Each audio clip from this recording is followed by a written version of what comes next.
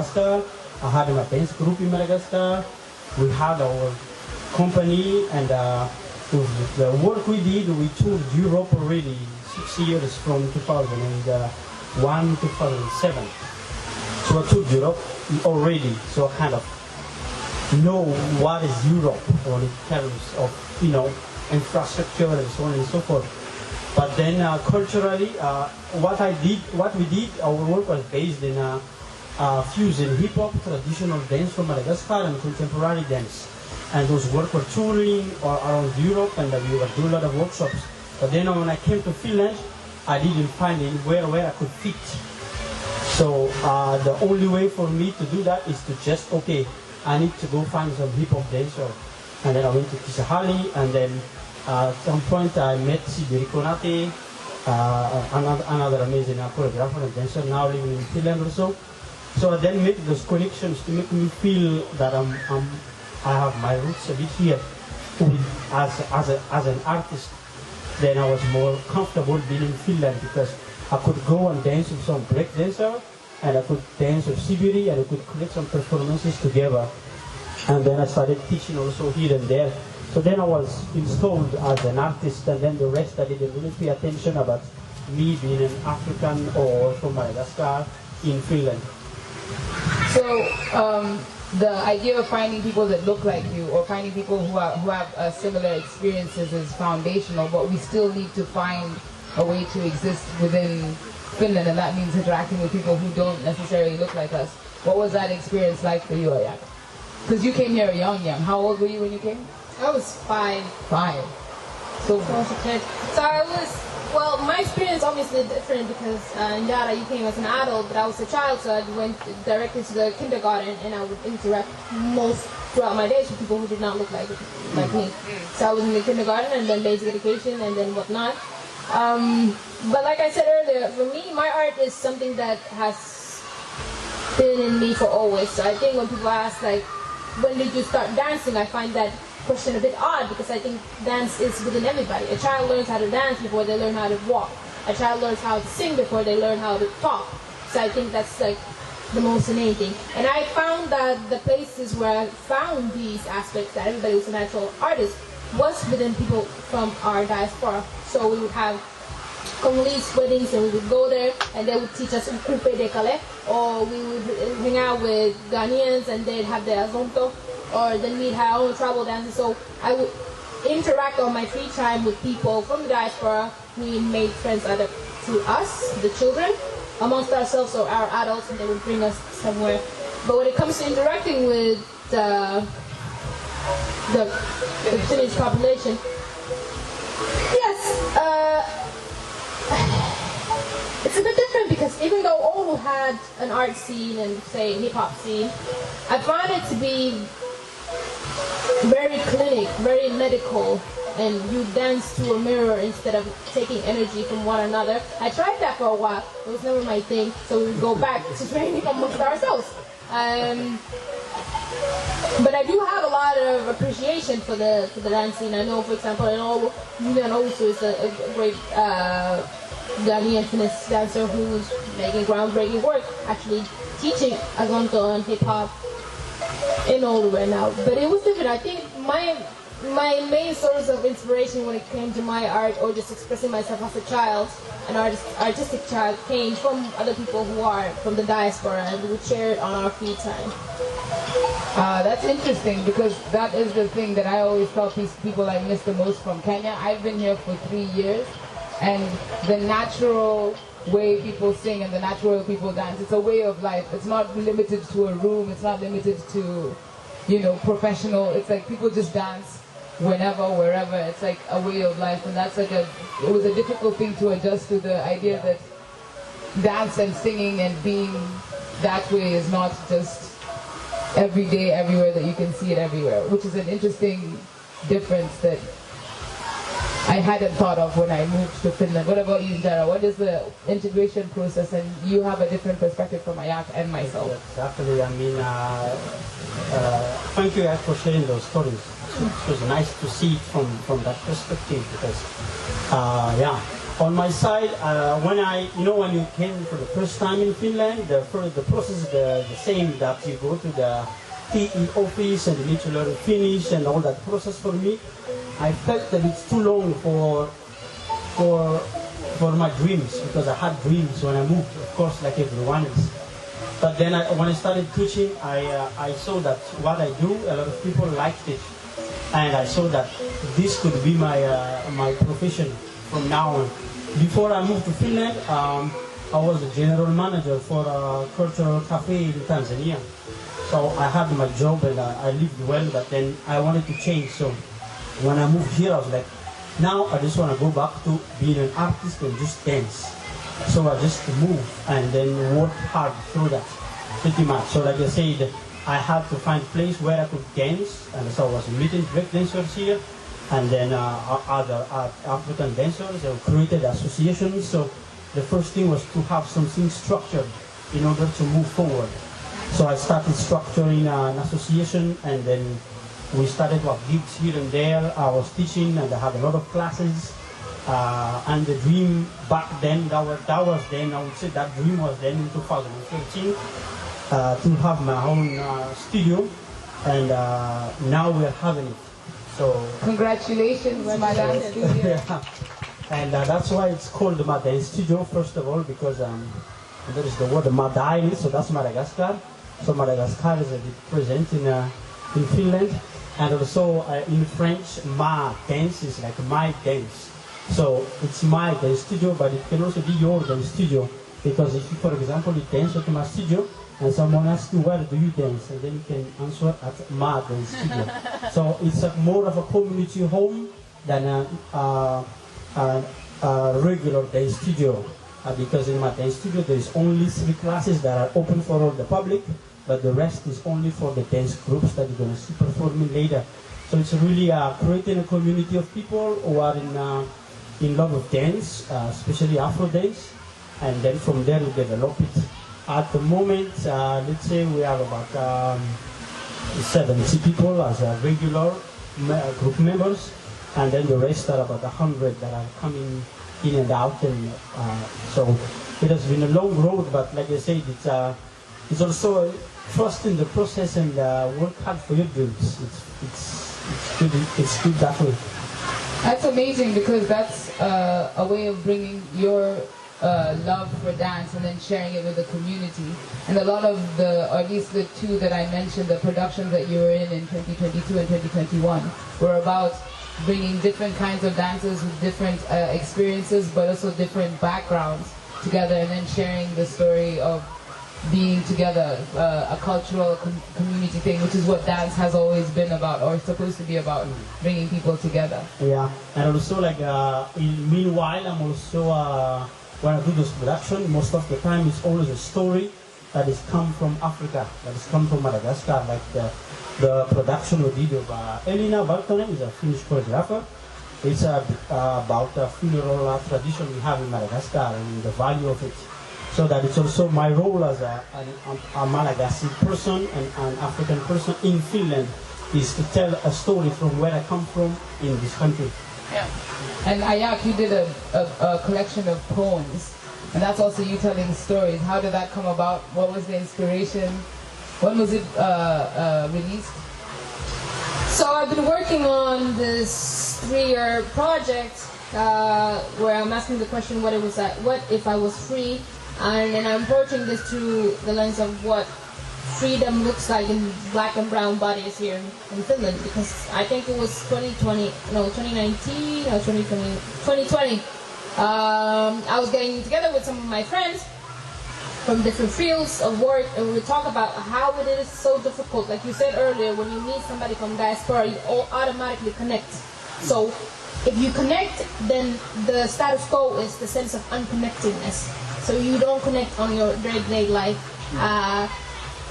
And I know when we were having a rant, we were like, okay, so how is this, what does it mean actually? And we came to the conclusion that a lot of us black and brown bodies, people who look somehow like, they're not white, they're not accepted into Finnish culture as it is, we censor ourselves knowingly or unknowingly, constantly. And when we are together in some spaces, then the connecting happens, and something happens in that space. What is that something? And it's that what we call freedom. So I started approaching this question. I applied for a grant, and I got it. And I wanted to approach this question through 3 different medias, which is speech. We had a lot of discussions. I was going back and forth.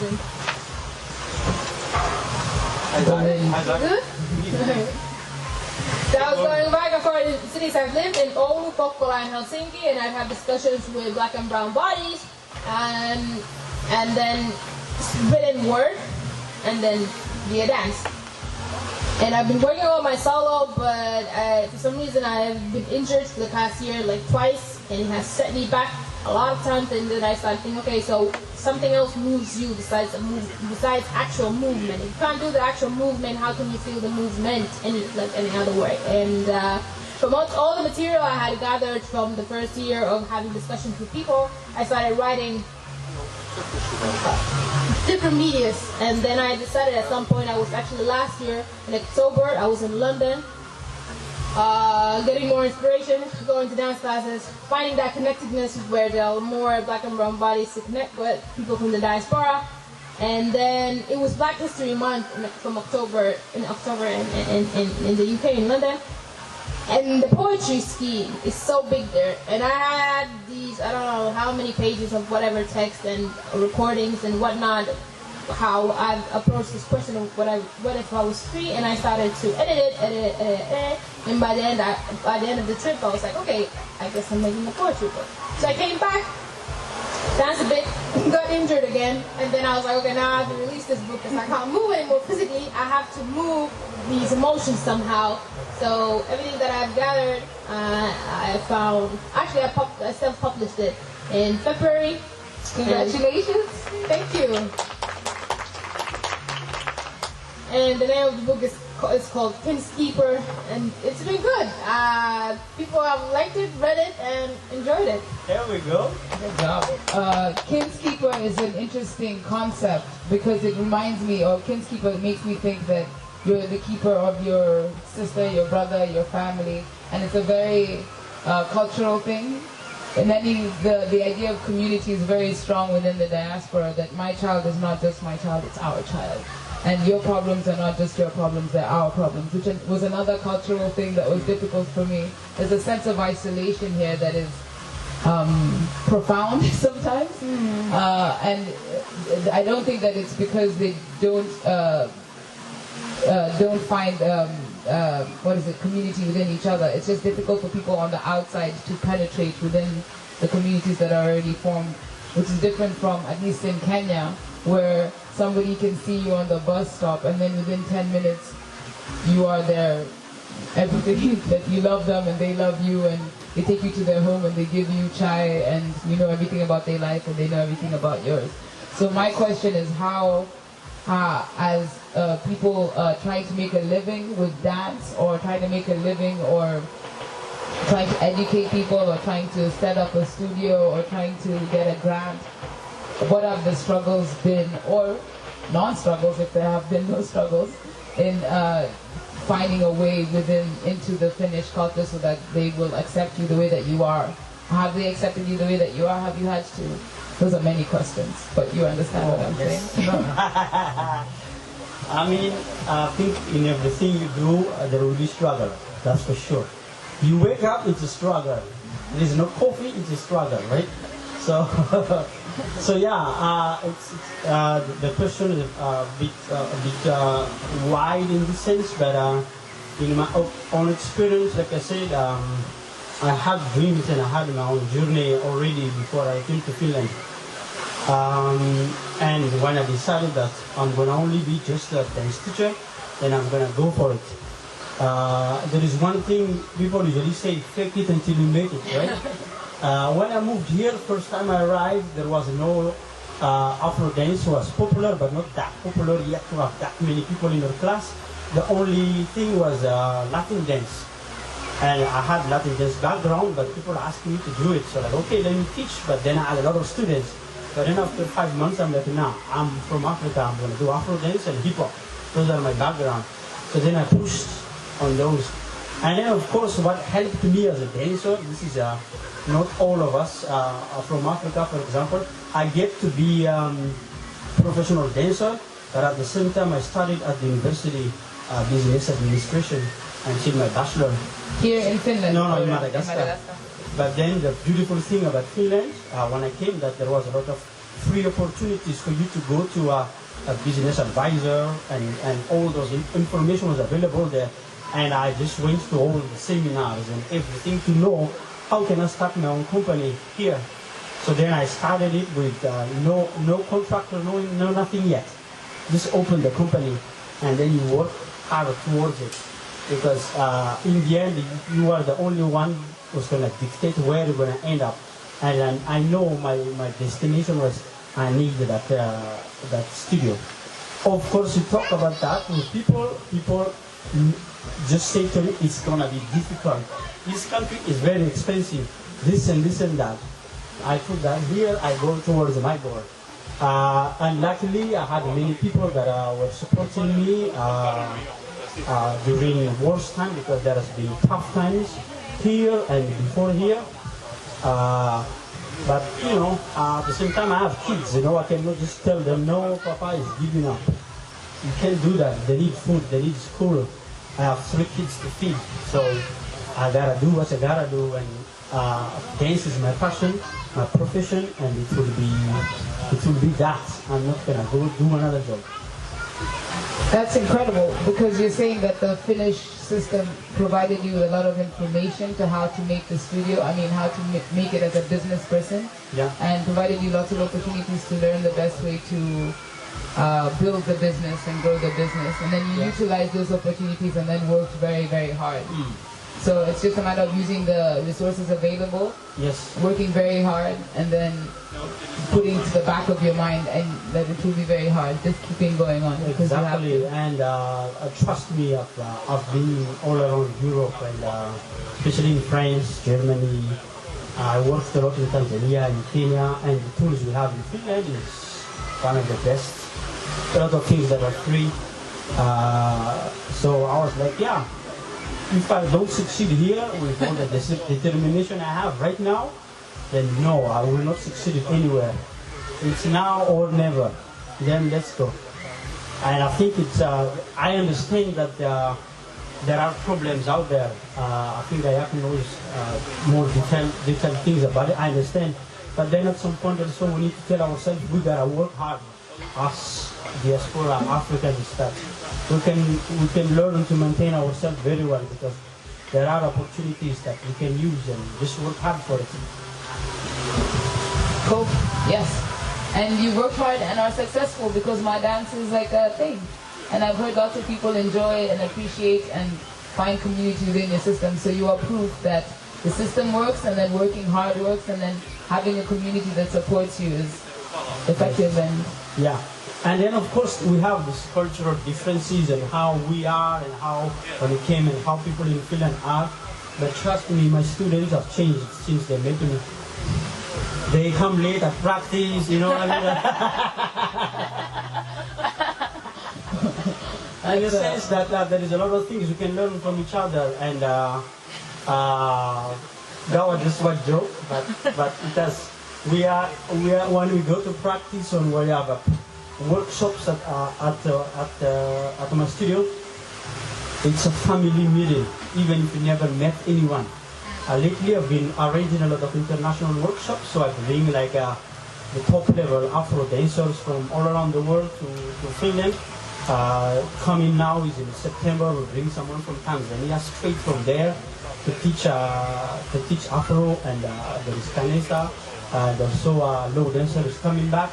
And those are just dancers that many people know through Instagram. But when they come in that room and they meet those people, it's like we've been united since long time ago. So really try to have that space where we are all together, and it's not just let's talk about it. No, we are. That's what Afro dance does to you, is that we put our energy together, and it's just joy and learning and having fun, a lot of sweat and laugh. And that's what I wanted to provide if I'm here. to create that space where it feels like it is a community, it is a cultural space where you can be open and free and exactly. Love each other and be late. That's a possible thing. Yes, it's okay. So, you know, just step at the back, make sure I have water and towel, and let's go. What about you, Ayuk? What about the experience of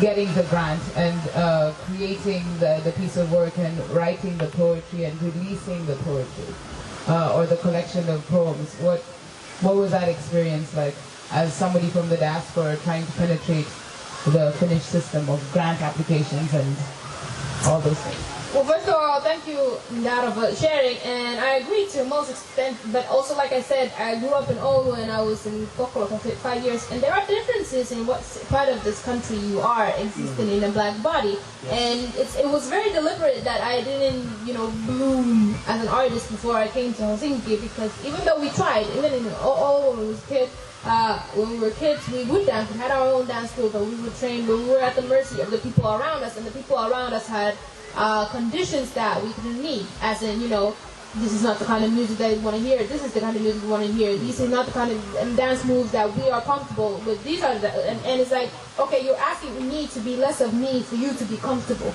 Yeah. What I'm asking you is just give me the space and you leave for me to be the way I am. And that there would be constant clashes, even in Kokkola when I was studying my second degree, and I was doing my dance classes there was this constant clashbacks. As if in order to be a part of the community, you have to strip pieces of you, which are the things that make you you. And these flashbacks was something that I was not comfortable with. I am not the kind of person who will give away parts of me in order to make other people comfortable, especially when it comes to art. And I find like if somebody's in a privileged position, what you should be wanting to do as an ally is, give the space and remove yourself from the equation. Because this the rest of the country you can dance, contemporary dance or do your very mathematical movement. It exists. And if this one space is asked to dedicate to, winding your waist, let them wind the waist. But yeah, so it was very deliberate that I started blooming and doing my creative work in the way that I'm doing after I moved here about 5 years ago.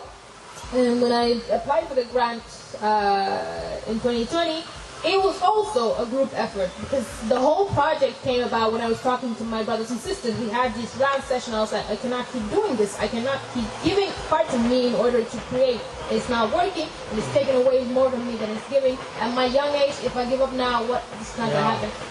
So, and then a friend of mine who also a creative soul, she was like, just make your own work. And I was like, yes, but we will need resources. I'm like, yeah, it's true, but let's make the resources. So it was a group effort in ways that the idea of applying for a grant came from a sister. And then she would with me, she would like call me, have you written the application? I'm like, I got other things going on. And she would call me and be like, listen, I need to see the draft. I want to, read it. I'll send it to some other people who also have applied for grants and they can give you feedback. And they did, and it happened. And that's also part of that king keeping that, we all win when one of us wins, and your success is my success, and I want to help you with it. And that was actually what happened throughout my whole project. Even with the poems, even with the stories that I tell in the poems, they came from our kins, from my kins. And I had to change a lot because, sense of privacy and so on, but, relaying that emotion of somebody feeling at home, feeling sense of familiarity with me to share some of their stories, to share some of their movement, to share some of their art, to share some of their, deepest, not deepest secrets, but their personal thoughts. I think that is something so pure and beautiful that can only happen when you allow yourself to be yourself in another being's presence. And that can only happen to, trust and time and effort. And I didn't find that until I came here, and until we started building these bridges, and still I feel like this part of this country is diverse enough, so there is clashes obviously, but the clashes are not so intense when you can be like, oh, Ondi, can I call you, like we're having this you have your peers very close to you. You have your people from the diaspora very close to you, so it doesn't feel like you're overwhelmed by such a majority of people against you. Yeah. But yeah, everything I've done so far, I think everything is like if you want to go fast, go alone. But you want to go far, go together. And I've been going together with everything I do. Yeah. That's really great. That sense of community is so powerful, and that's why I think Africa is so special to me.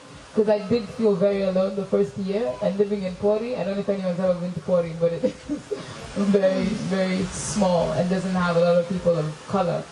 And then, I don't know why, but I was invited to a Think Africa event, and then I went and I was like, oh my gosh. I heard people speaking Swahili. I'm from Kenya, and I think it's just like my whole body reacted to that, hearing my language from somebody else. And I've never felt this way because I've lived many different places in my life, but I've always had somebody from my family or lived close to someone, and it's the first time I was completely isolated. And finding Think Africa and then meeting them, and then I applied for a grant as well. And Miriam from Think Africa was that person for me, telling me, let's talk, let's meet, these are the steps you have to take. And then that sense of togetherness is like a very powerful thing. But now in Pori, after a year, this is why I said it's difficult to meet people, Finnish people, because they are more closed off than we are used to. Not good or bad, just different than what we're used to. The way that I meet someone who will be my best friend is like within 10 minutes we're together, and it's not the case in Finland, because we go hi, and they're like, why are you talking to me? Not all the time, just sometimes. Not all Finnish people, obviously. Anyway, after a year or so living in Pori, I met one artist who introduced me to another artist, who introduced me to another artist. I started going to galleries, to shows and events, and then I realized that these people are around me. They're just a little bit more shy than I'm used to. And then talking to them and meeting with them, I engage in a way that's different from what I'm used to, but still a significant way. So that integration, or my integration, was directly through art and creativity. And I think that's a powerful way to connect.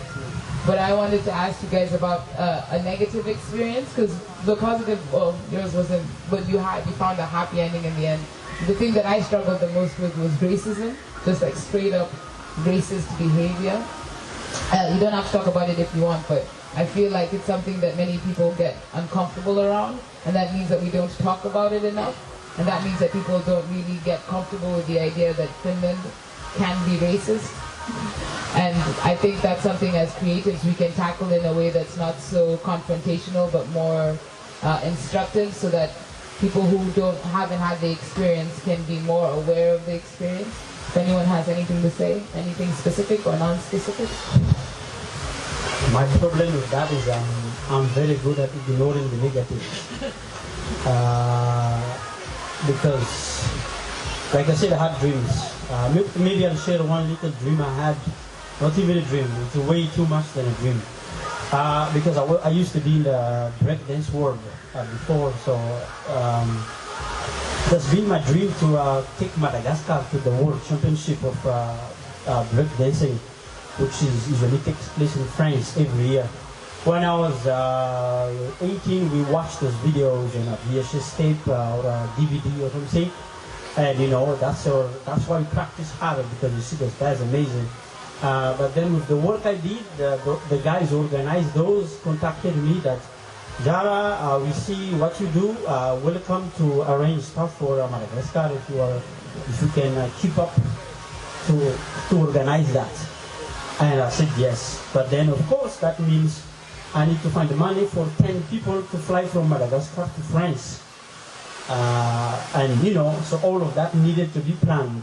But then luckily also in Madagascar I had my dancers that I also forced them to go to school at the same time where we are in the same dance company. So those guys also have knowledge with administration and contability and IT and so on and so forth. So we created an EU project on developing the breakdancing in Madagascar, and we got a grant from EU to arrange these happenings. But then meanwhile, I also they asked me like, you are in Finland, why don't you organize for the Nordics and the Baltics? I was like, why not? Let's do both of them. So then I did also arrange the Baltic and the Nordics Nordic qualification for the World Championship, and Finland won the pre-selection. So for the first time, Finland was in the World Championship of breakdance championship in France. Finland as a team. There was other crews, big respect to Flomo crew that has been already around the world, but Finland as a team, as a nation, was there because I organized it. But then when that was there, I didn't really feel the appreciation back to me when I opened that door for that.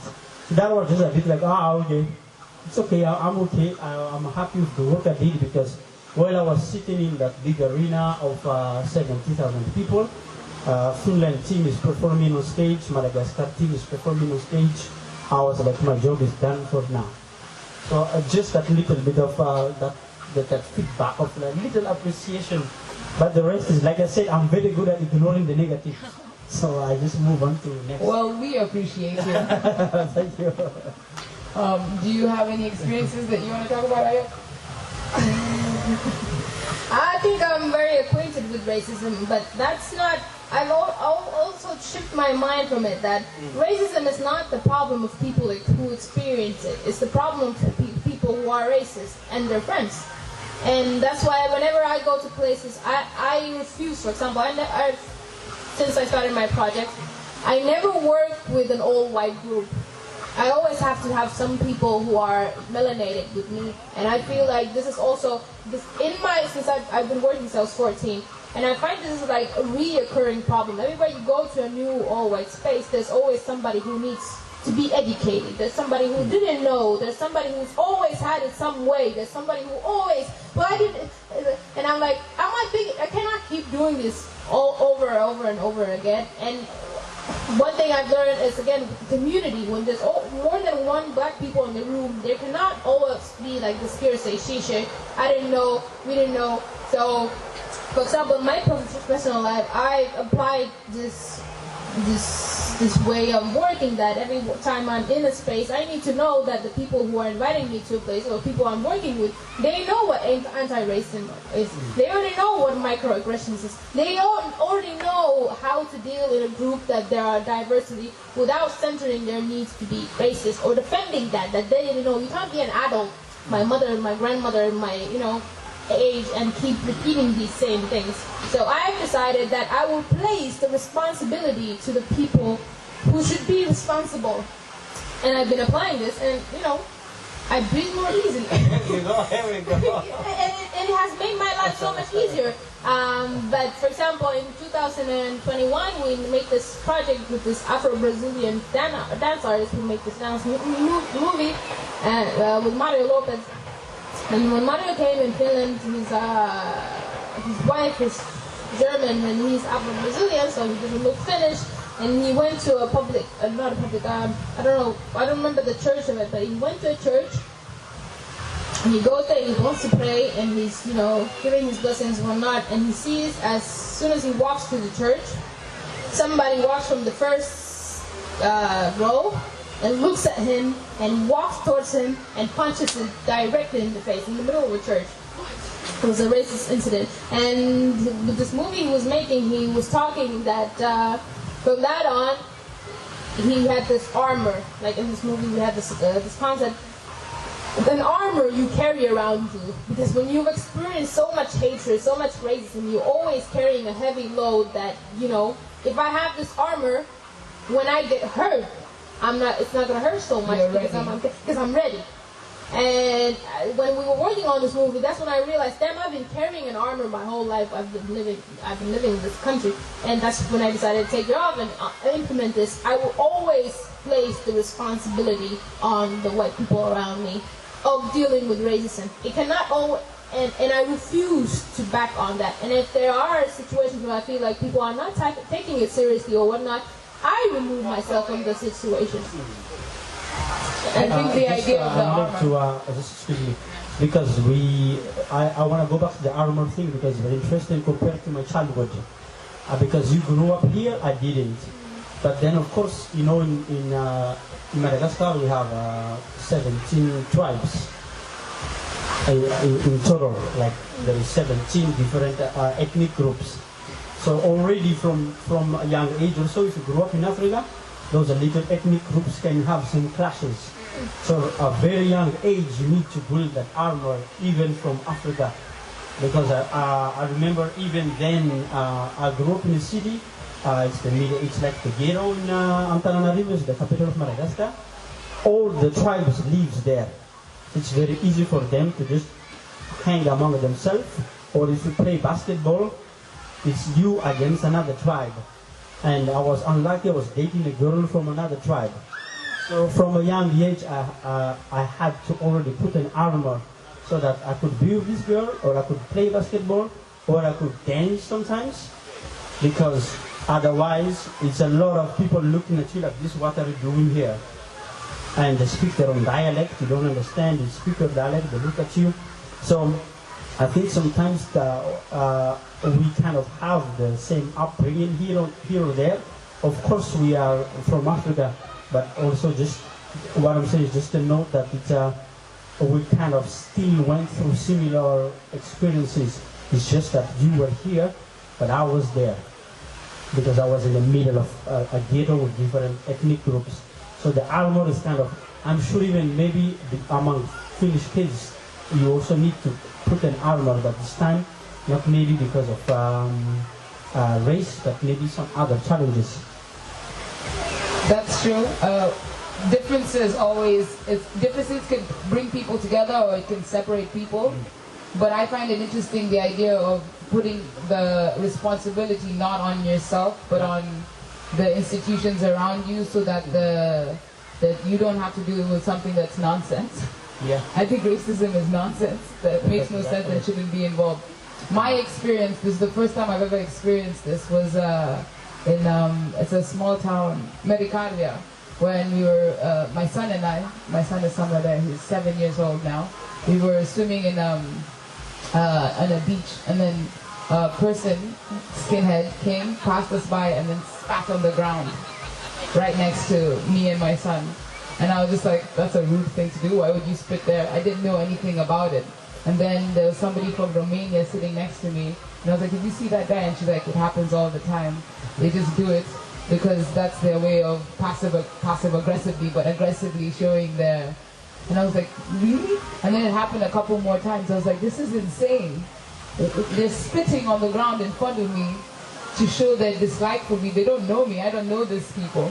So then I made it into an art piece that I haven't performed it yet, but it's going to be in a play.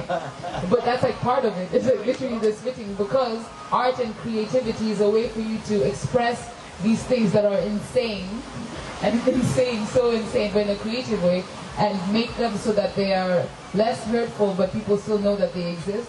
Because a Finnish person maybe has never, a Finnish person who's not melanated, not a person of color, might never have experienced somebody spitting on the ground in front of you because they're racist.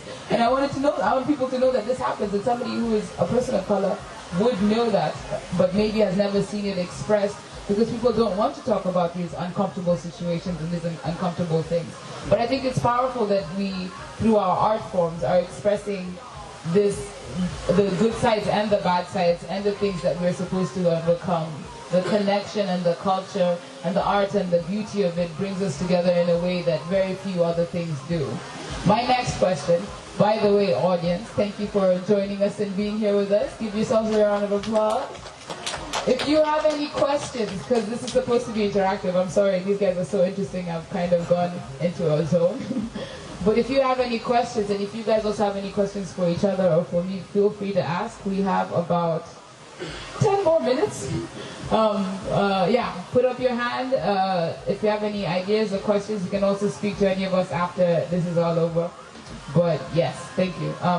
My next question is about education. What is the value of education? Because we have an MP right here. No, I'm not an MP. I ran. You ran as an MP. Sorry. What is the title for? City council member. City council member. Yes. And your focus is on education. No, youth and culture. Youth and culture. Sorry, the things are all confused. Still a bit of education somewhere. There's a lot of education, but I get that your focus is awareness and bringing the How has that been? What's that experience like? Well, the city council is the Helsinki City Council. First of all, this is the capital city of the country, the largest city in terms of population and budget. So I've been there for 2 years, and I feel like the 2 years have been a learning experience for me. It's just to understand how such a huge organization works. But when it comes to education and youth and culture, my approach is this. For example, if we have kids who are troubled, they don't focus in school, blah, blah, blah, there are different ways of learning. And we had this initiative where we talked about, so it's social work for kids who, you know, they skip school or, what do they do after school? You know, just like people who are, you know, on the streets doing their work with youth. And I made a point of, I appreciate that, and these are, you know, educated people who know what they're doing. But for example, say street dance as a scene, when it's this, say searching youth workers, when they go out searching for the youth, the streets is already there, and the street dancers already have the attention of the youth. So I feel like, you know, capturing people or like meeting people where they are, and art and culture provides that platform. So there are many ways of learning. And there are many ways of teaching, and I feel like we should incorporate that more into the kids of today, and that's what we're working on in terms of, or what my work has been focused on. Different way to teach kids who would otherwise be left on the outskirts or on the streets, how their way of learning, or meeting them where they are at.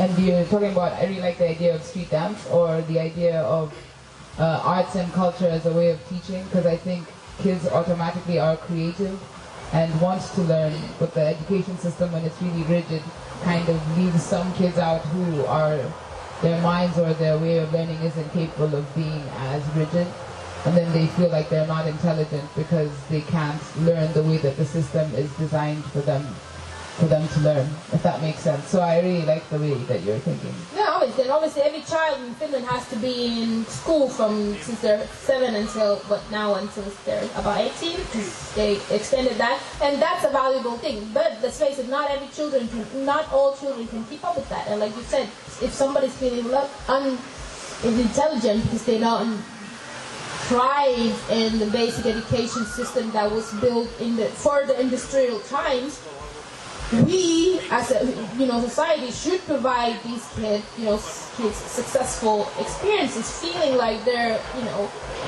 knowledge is worthwhile something. If it's not in books, first it can be something you do with your body. It can be something you do with your mind in other ways than maths or physics.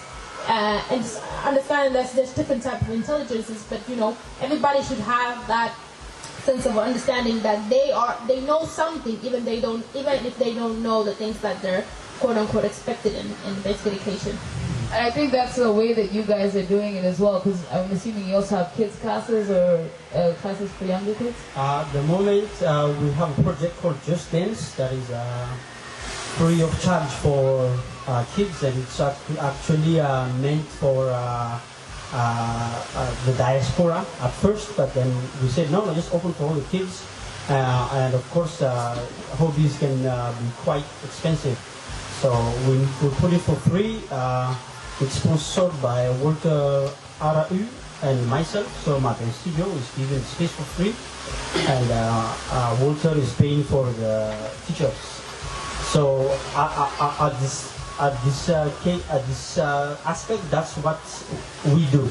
So for me, in terms of that, what I have been doing is I go help where I can in terms of that.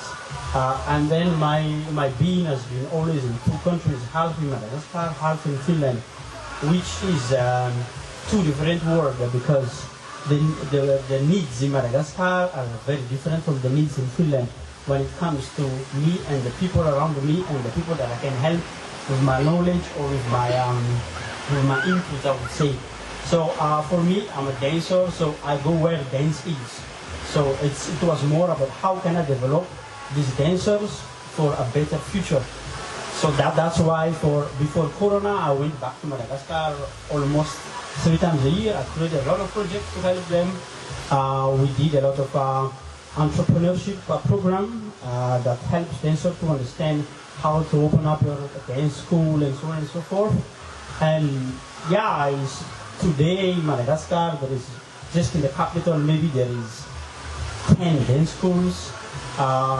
One of them has 1,000 students because the boys were, the two boys that lead that school was in our project when we were teaching them entrepreneurship. And then here in Finland, it's just, I don't know, for me was the fact that I teach and the people in my class, it gives them a different sense of being when we dance together. So that's where I developed that, yeah, let's dance and let's make this big and share to as many people as possible what dance can bring to your life. Joy, community, togetherness. And then there's also the concept of storytelling, because I think, at least my experience in Kenya, a lot of the stories that we're told as young people, as kids, involves dance, it involves movement, it involves, there's nothing written, it's all oral tradition, there's somebody in the middle weaving a tale that is supposed to entertain and be engaging. And that means that you don't have to be able to read to understand the story. Yeah. You don't have to be able to count to understand the story. You can tell the story because it's interactive. It's not one person telling the story to everyone, but you are encouraged to do something with your hands. You're encouraged to move as well. And that gives a lot of confidence because there's very little space to be wrong or to go wrong or to do the wrong thing. And once you have that confidence, then you think that you can do the next thing and the next thing. Like the idea of learning dance and then learning entrepreneurship. Once you know that you can do dance and you're passionate about dance and you want to start a company or a studio, then you'll do it because you love the dance. And I really admire both of you for bringing attention and focus to all these creative aspects and creative spaces, because it invites people to know more about a culture that they might not have experienced, listen to stories that they may not have known, and also be part of a community. So I would encourage everyone in the audience to go find Ajak Majok, I'm so sorry, and Njara Rasulmanana. Yes,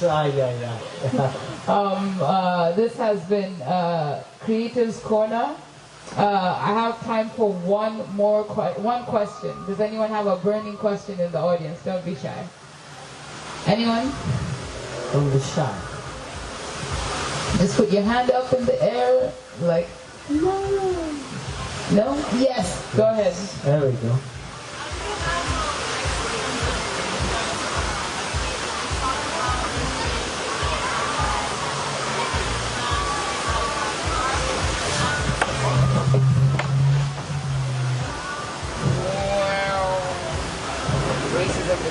My question is, how do you handle racism within your own people, like when your own people don't accept you for who you are, or because there are a lot of racial or between clans or villages, like tensions between our own people too. So how do you also in Finland, at least me personally, I've experienced it. So how do you guys handle that? That is a very, very good question. That is a good question. I could go first. That's a good question. Well, for example, I'm from South Sudan, and my nation is one of those countries that is in the news every now and then because of ethnic disputes. For example, then the president and the vice president and the leader of the military, and there are people from different ethnic clans, and there's constant clashes, whatnot. I think within our generation, what we keep doing is whenever there's somebody wants to be like, you from this clan, like, no, this ends with us. Because many of these, clashes, their roots stem somewhere... Colonialism. Somewhere in pre-colonial time. And every time there's this conversation started, say, for example, in Sudanese parties, I'll shut it down. And we know in our cultures you can't speak disrespectfully to your elders, but I think that, passing on that inheritance of hatred and bigotry and ignorance is not something that we can keep on taking on us. So what I do is just I flat out stop it. I'm like, no, that's not happening here. That's not happening between us. It should have not been happening within your generation, and will sure as hell not be happening with the generation after us. Obviously, you have to do that through conflict because nobody likes to hear they're wrong. And I feel like hate is such a strong emotion, and especially people who have known that only for generations, it's like the last thing they have. So then sometimes you have to exclude someone in order to, get rid of that. But then again, there is also bigotry amongst people from diaspora for various reasons. Different countries have their, Nigerians and Ghanaians will be over jollof rice until the end of time. But I think also I see us making humor of it and making light of it.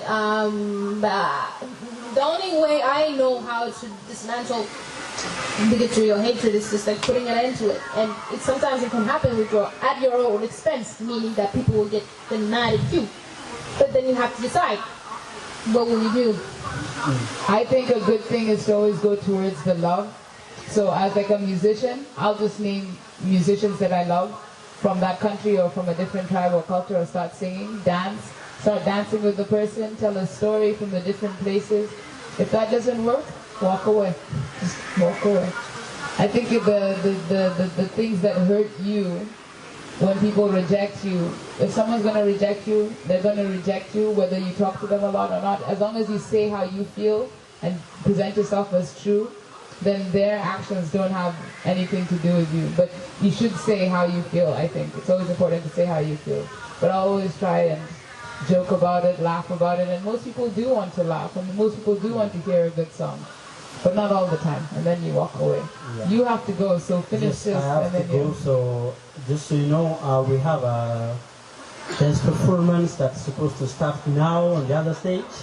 But this discussion has been amazing, and I'm very glad to discuss with you guys today. Thank you so much. Can you please give a round of applause? One thing I wanted to add, just because we talk about different classes in our diaspora. For me, it's a very simple thing is that we have South Sudan, Kenya, and Madagascar here in 3 different fields of art.